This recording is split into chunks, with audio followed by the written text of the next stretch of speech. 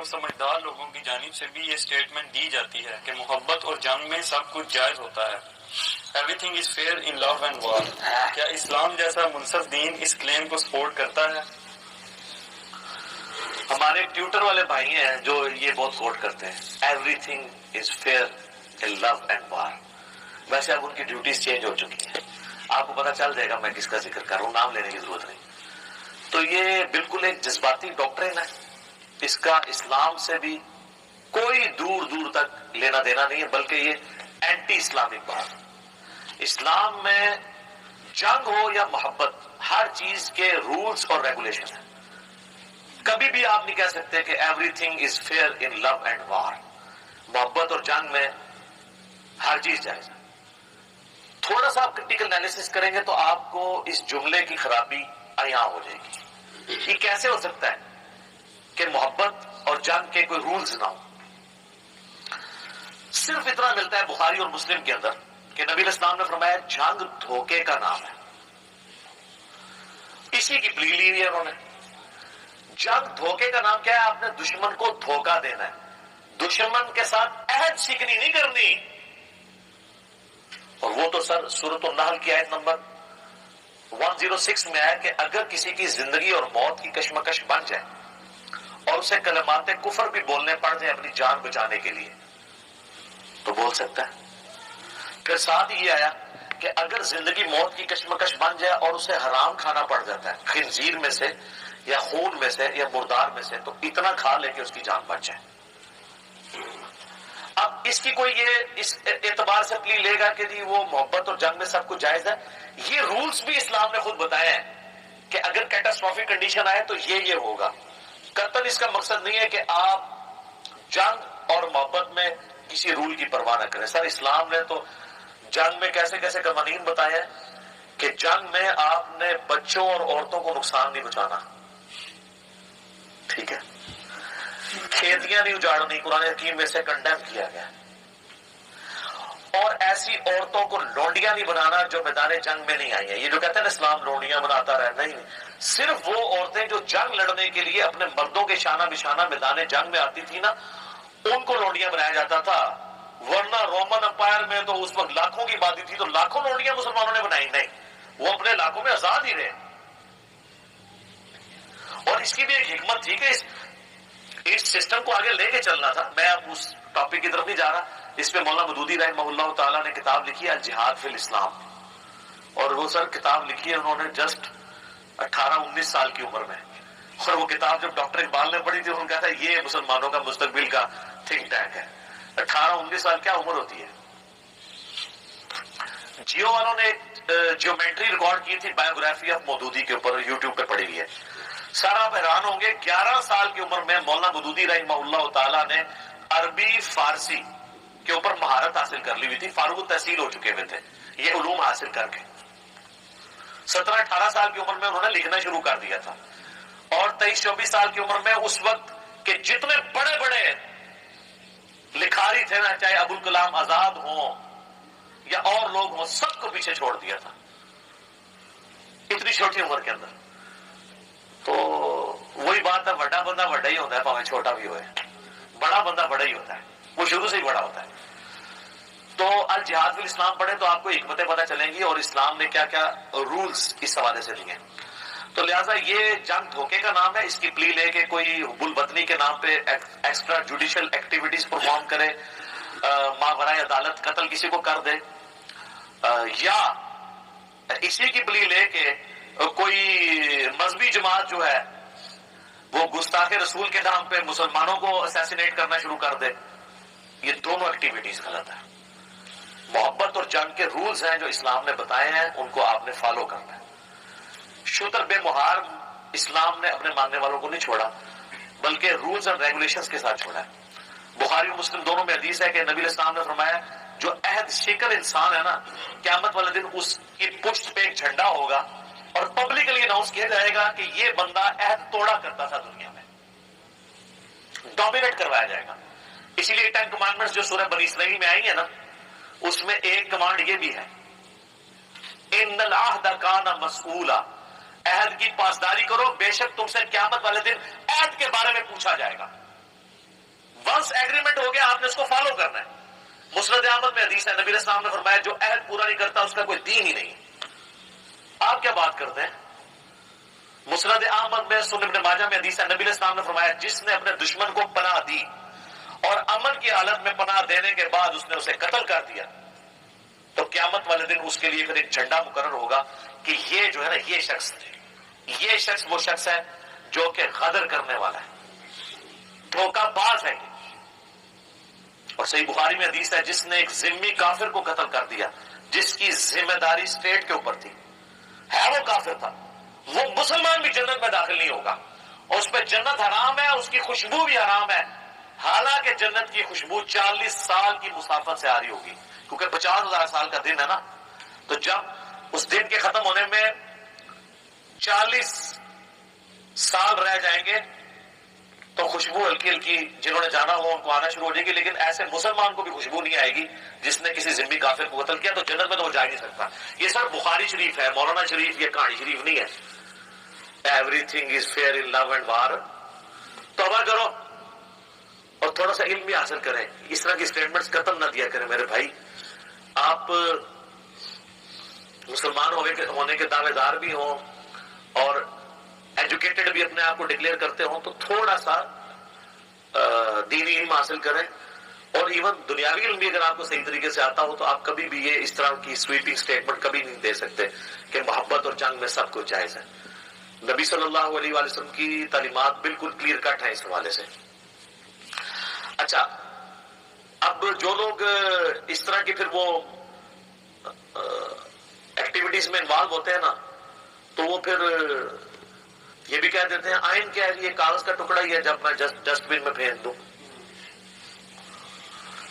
تو پھر سر آپ کے اوپر آرٹیکل 6 کا مقدمہ لگے اور آپ کو پھانسی کی سزا ہو تو بالکل جسٹیفائی ہے, کیونکہ جو شخص پاکستان کے آئین کی توہین کرتا ہے اگر وہ کوئی اینٹی اسٹیٹ جماعت ہے تو آپ اس کو کہہ دیتے ہیں یہ غدار وطن ہے, اور اگر وہ آپ کے ادارے کا ایکس چیف ہے تو آپ کہہ دیتے ہیں اس کی بڑی خدمات ہے 40 سال کے لیے.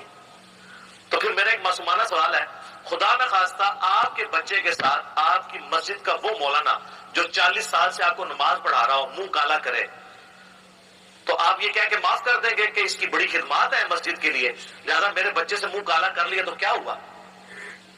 تو سر جب اپنے اوپر پڑتی ہے نا تو وہ شخص جو پاکستان کو اس آگ میں جھونک کے گیا ہے جس کی ہیٹ سے ہم آج تک باہر نہیں نکل سکے 20 سالوں میں, اس کی جھوٹی وکالت آپ لوگ کرتے ہیں. اللہ کو جان نہیں دینی آپ نے, یا آپ نے وہ والی جان دینی ہے کہ جان اللہ کو دینی ہے؟ صحیح والی جان دینی ہے میرے بھائی. اللہ سے ڈریں اور اس طرح کی سویپنگ سٹیٹمنٹس کبھی نہ کوئی دے کہ everything is fair in love and war. تو آئین کی پاسداری جس طرح کسی پرائم منسٹر کو کرنی ہے, کسی ادارے کے سربراہ کو کرنی ہے, اسی طریقے سے ایک عام پاکستانی کو بھی کرنی ہے. اور جب کوئی اس کو توڑتا ہے یا اس کا مذاق اڑاتا ہے تو اس کے لیے وہی سزا ہوگی جو عام پاکستانی کو ملتی ہے. عام پاکستانی اگر اس طریقے سے آئین کی توہین کرے تو کہتے ہیں تو غدار وطن ہے, اور پھر کہتے ہیں ہم ان کو مین سٹریم میں لانا چاہتے ہیں ان جماعتوں کو, اور خود آپ مین سٹریم سے باہر نکلے ہوئے ہو. تو لما تقولون ما لا تفعلون, قرآن میں ہے نا, وہ کیوں کہتے ہو جو تم کرتے نہیں ہو؟ اللہ کے نزدیک یہ بہت بڑا جرم ہے کہ تم وہ کہو جو خود نہ کرو. تو سر یہ اس سے رجوع فرمائے کہ everything is fair in love and war. ایسا نہیں ہے, وار کے بھی قوانین ہیں. اور سورۃ الانفال میں تو یہاں تک آیا ہے کہ اللہ تعالیٰ نے فرمایا کہ جس قوم کے ساتھ تمہارا عہد ہو, چاہے وہ تمہاری دشمن قوم بھی ہو, تم اس کے ساتھ جنگ ڈکلیئر نہیں کر سکتے جب تک کہ اعلانیہ عہد توڑ نہ دو. لہذا اسلام میں گریلا وار حرام ہے.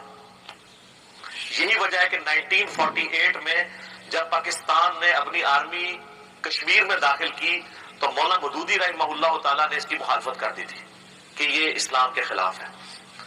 اور یہ نہیں کہتے تھے جنگ نہ کرے, وہ کہتے تھے اوپن جنگ کرو, ڈکلیئر کرو کہ تم ہمارے دشمن ہیں, ہم اپنی فوج بھیج رہے ہیں. لیکن اوپر آپ امن معاہدے میں جڑے ہوئے ہیں, UN کے چارٹر کے انڈر ہیں, اور نیچے کام ڈالا ہوا ہے, اور یہی کام انہوں نے بھی ڈالا. ان ہندوؤں کو ہم کیا کہیں گے؟ ہم مسلمانوں کے اسلام کو سورۃ الانفال کو فالو نہیں کر رہے. اس لیے نہیں کر رہے کہ سورۃ الانفال پڑھی نہیں گئی. سورۃ الانفال میں اسلامک ڈیموکریسی جو ہے جس میں حلال اور حرام کو کثرت رائے سے نہیں بلکہ حدود اللہ کے اعتبار سے سیٹل کیا جائے، اور حلال کے دائرے میں کثرت رائے سے. وہ تو سورہ شورا میں ہے نا، امرهم شورا بینہم، حتیٰ کہ نبی اسلام کو حکم ہوا ہے وشاورہم فی الامر سورہ ال عمران میں.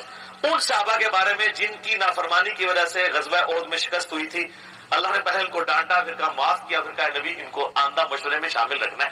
یہ نہ ہو کہ گراس لگا دو. نبی اگر مشورہ لے کے چلتا ہے تو باقیوں کو نہیں لے کے چلنا. تو سورۃ الانفال میں ہے کہ آپ نے اعلانیہ توڑنا ہے. اور یہ اتنی زبردست نبی علیہ السلام کی ٹریننگ تھی کہ ابو داؤد اور ترمذی میں ایک حدیث ہے کہ ایک صحابی تھے عمر ابن عباسہ، یعنی یہ سینئر صحابہ میں سے. حضرت معاویہ رضی اللہ تعالیٰ عنہ کے دور ملوکیت میں رومن امپائر کے ساتھ آپ کو پتہ مسلسل جنگیں رہیں جو بچی کچی تھی. تو رومن امپائر اور حضرت معاویہ کے درمیان ایک معاہدہ تھا.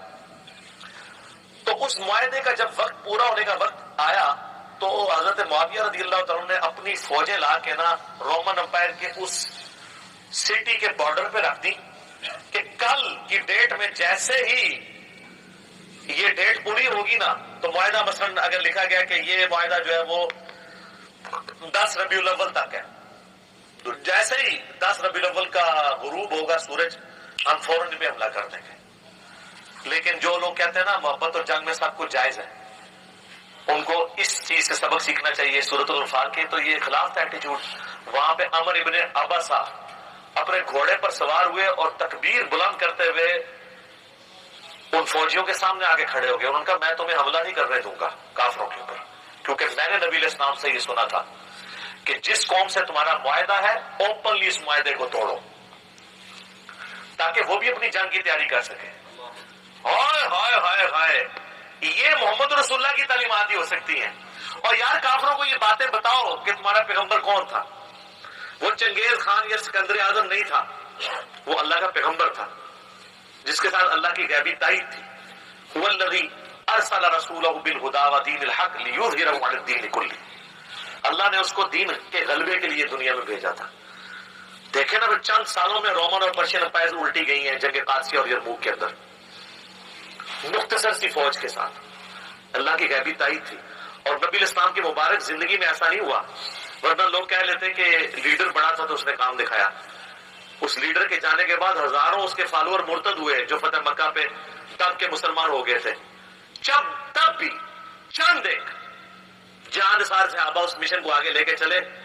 اتنی صورتحال گمبھیر ہو کہ آپ کے ہزاروں لوگ آپ کو چھوڑ رہے ہیں، پھر بھی آپ رومن اور پرشین امپائر الٹ دیں اور ان کے اوپر بھی غلبہ پا لیں جو آپ کے مخالفین ہیں، آپ کے اپنے. تو سر یہ غیبی مدد تھی، یہ غیبی مدد تھی اللہ تعالیٰ کی. تو جب انہوں نے تکبیر بلند کی اور ان کا میں حملہ نہیں کرنے دوں گا اور یہ حدیث سنائی اور کہا کہ نبی نے صاحب فرمایا تھا عہد شکن بندے کے لیے جھنڈا قیامت والے دن اس طرح قائم کیا جائے گا. اے جھنڈا جنہوں کہتے ہیں جھنڈا چاڑنا، یہ والا جھنڈا ہے. یہ وہ جھنڈا نہیں ہے کہ وہ جو کیپٹن آگے لے کے چل رہا ہوتا ہے، نہیں، یہ وہ جھنڈا ہے جو نافرمان اولاد اپنے ماں پیو کا جھنڈا چاڑ دیے. یعنی آئیڈینٹیفائی کیا جائے گا یہ ہے دنیا میں یہ عہد شکن آدمی، یہ دھوکہ باز غدر کا جھنڈا پوری دنیا کی. اچھا وہ یہ حضرت صاحب نے دھوکہ باز، تو وہ ادھر جا کے پتہ چلے گا. تو عہد شکنی نہیں ہے تو everything is fair in love and war, یہ بالکل غلط ہے. یہ تو میں نے آپ کو صرف جنگ کا بتایا، تھوڑا لو کا بھی ذکر ہو جائے. آپ والا ذکر تو میں نہیں کر سکتا، میں اس لو کا ذکر کروں گا جس کا ذکر میں کر سکتا ہوں. اس کائنات میں اللہ کے بعد سب سے زیادہ محبت کا حقدار ہمارے لیے کون ہے؟ امام کائنات سید الاولین والآخرین، شفیع المذنبین، رحمت للعالمین، خاتم النبیین، امام اعظم محمد رسول اللہ صلی اللہ علیہ وآلہ وسلم. سر ان کے ساتھ بھی محبت کے رولز ہیں. حالانکہ میرے نزدیک اگر کسی کے ساتھ انفینٹ محبت ہو سکتی تھی نا مخلوق میں تو وہ نبی علیہ السلام کی مبارک ذات ہے، لیکن اس کی بھی لمٹس ہیں. انفینٹ اس لیے کہ بخاری مسلم دونوں میں حدیث ہے، اس نے ایمان کی حلاوت چکھ لی جس میں 3 نشانیاں ہیں: اللہ اور اس کا رسول اسے سب سے بڑھ کر محبوب ہوں، نمبر 2 دوستی اور دشمنی کا معیار اللہ کی ذات، نمبر 3 کفر کی طرف لوٹنا اتنا ہی مشکل جتنا زندہ آگ میں جلایا جانا. یعنی وہ آگ میں زندہ جلنے کے لیے تیار ہو جائے لیکن اسلام نہ چھوڑے، کفر میں نہ جائے.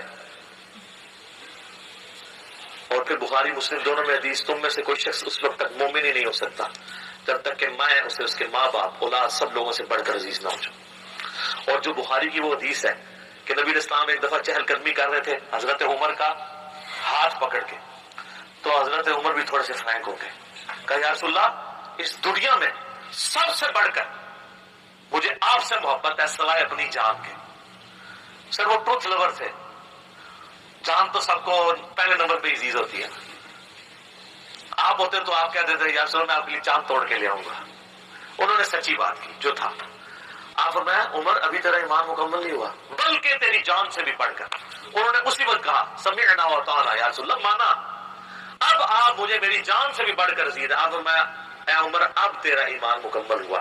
یہ صحیح بخاری میں حدیث ہے۔ ان ساری چیزوں کو ذہن میں رکھیں۔ اور جو لوگ کہتے ہیں everything is fair in love and war, تو اس لو میں بھی ایوری تھنگ فیئر نہیں ہے۔ جامعہ ترمذی، ابو داؤد اور ابن ماجہ میں حدیث ہے، ایک شخص نبی اسلام کی خدمت میں حاضر ہوا، آپ کا صحابی تھا، اس نے آ کے آپ کو سجدہ کیا، آپ کو میں سر اٹھا یہ کیا کر رہا ہے؟ کہ یا رسول اللہ میں وہ کوفے کے پاس ہیرا نامی ایک شہر میں گیا تھا، وہاں لوگ اپنے سردار کو سجدہ کرتے ہیں، آپ تو اللہ کے رسول ہیں، آپ زیادہ حقدار ہیں صلی اللہ علیہ وآلہ وسلم۔ آپ نے فرمایا جب میں فوت ہو جاؤں گا تم میری قبر سے گزرو گے، کیا میری قبر پر سجدہ کرو گے؟ کہا نہیں یا رسول اللہ، اتنی ان کو بھی سمجھ تھی۔ فرمایا جب میری قبر پہ سجدہ نہیں کرو گے تو مجھے کیوں سجدہ کر رہے ہو؟ اگر میں سجدہ جائز سمجھتا تو بیویوں سے کہتا کہ اپنے خاوندوں کو سجدہ کریں اس حق کے سبب جو اللہ نے دیا، لیکن وہ بھی کوئی نہیں ہے۔ سجدہ تعظیمی، سجدہ عبادت تو صرف اللہ کے لیے۔ حضرت آدم کو بھی سجدہ عبادت نہیں ہوا تھا، تعظیمی ہوا تھا، اور سجدہ تعظیمی اس امت میں حرام ہے۔ تو نبی اسلام کے لیے سجدہ نہیں ہے۔ اگر everything is fair in love and war ہوتا تو یہ ہوتا۔ جامعہ ترمذی میں حدیث ہے، انس بن مالک کہتے ہیں ہمیں ایک ایسا شخص آتا تھا جو ہمیں سب سے بڑھ کر محبوب تھا، لیکن ہم اس کے استقبال کے لیے کھڑے نہیں ہوتے تھے کیونکہ ہمیں پتا تھا کہ وہ اس سے ناراض ہوتے ہیں، اور وہ محمد رسول اللہ تھے صلی اللہ علیہ وسلم۔ تو everything is fair in لو بھی نہیں ہے۔ جامعہ ترمذی میں حدیث ہے، حضرت معاویہ رضی اللہ عنہ کہتے ہیں میں نے خود نبی الاسلام سے یہ بات سنی تھی، جس شخص کی یہ خواہش ہو کہ لوگ اس کے سامنے تعظیماً کھڑے ہوں، وہ اپنا مقام دوزخ میں دیکھ لیں۔ وہ کھڑے ہونے والے کا قصور نہیں ہے، ویسے آپ رسپیکٹ میں کھڑے ہو سکتے ہیں کسی کے لیے، میرا اس کے اوپر کلپ ہے کہ استاد کے لیے اسٹوڈنٹ کھڑا ہو سکتا ہے، استاد یہ ڈیمانڈ نہ کرے کہ میری رسپیکٹ میں کھڑا ہوا جائے، یہ دو الگ چیز ہے۔ تو یہ تعلیمات ہی نبی الاسلام کی۔ تو لو میں اگر جائز ہوتا تو صحابہ کرام یہ کر لیتے، تو یہ نہیں کیا۔ پھر مسند احمد میں حدیث ہے، ادب المفرد میں حدیث موجود ہے، ایک شخص نے آگے حضور کو کہا یا رسول اللہ ما شاء اللہ و شئت، ہے اللہ کے رسول جو اللہ کی مرضی جو آپ کی مرضی۔ یہاں اس کے پیچھے لکھا ہوتا ہے علی جانے،